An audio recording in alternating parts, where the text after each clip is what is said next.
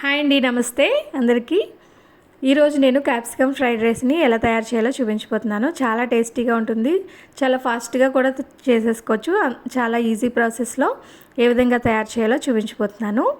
రెగ్యులర్గా రైస్ ఏదో ఒకటి చేసుకునే బదులు ఈ రైస్ని ఒకసారి ట్రై చేయండి, చాలా టేస్టీగా ఉంటుంది. ముందుగా అయితే రైస్ని పొడిగా రైస్ని అయితే వండుకొని పక్కన పెట్టుకోవాలి. వేడి రైస్ని ఇప్పుడు ఒక పాన్ పెట్టుకొని అందులో ఆయిల్ మరిగించిన తర్వాత ఒక స్పూన్ ఆవాలు, ఒక స్పూన్ జీలకర్ర వేసేసుకోవాలి.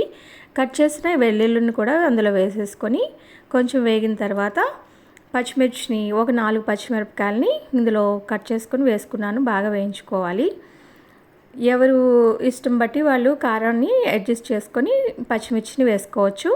ఇక్కడ నేను 2 ఉల్లిపాయలని అయితే తీసుకొని కట్ చేసుకొని చిన్నగా కట్ చేసుకొని ఇలా వేయించేసుకుంటున్నాను. కొంచెం వేగిన తర్వాత దీంట్లో సన్నగా కట్ చేసుకున్న క్యాప్సికమ్ని అయితే వేసేసుకోవాలి. ఈ విధంగా కట్ చేసుకుంటే చాలా బాగుంటుందండి క్యాప్సికమ్ వేగిన తర్వాత దీంట్లో మరి ఈ క్యాప్సికమ్ అయితే వేగక్కర్లేదండి, కొంచెం వేగితే సరిపోతుంది. కొంచెం 70% వేగితే సరిపోతుంది. ఒక 5 మినిట్స్లో ఇలా కలుపుకుంటే సరిపోతుంది. క్యాప్సికమ్ మరీ మెత్తగా వేగిపోతే బాగుండదు.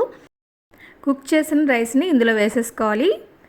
పొడిగా రైస్ని ఇందులో వేసుకుంటూ చక్కగా అంతా ఈవెన్గా కలిసేలాగా, తాలింపు అంతా బాగా కలిసేలాగా ఒకసారి కలుపుకోవాలి. ఇక్కడ నేను నార్మల్ రైస్నే వాడానండి. మీరు ఇష్టమైతే బాస్మతి రైస్తో కూడా చేసుకోవచ్చు. ఈ క్యాప్సికమ్ రైసు చాలా టేస్టీగా చాలా బాగుంటుందండి. ఇలా ఒకసారి కలుపుకున్న తర్వాత పెప్పర్ పౌడర్ ఇంకా సాల్ట్ కూడా వేసేసుకుంటే చాలా టేస్టీగా చాలా క్విక్గా అయిపోయే క్యాప్సికమ్ రైస్ అయితే రెడీ అయిపోతుందండి.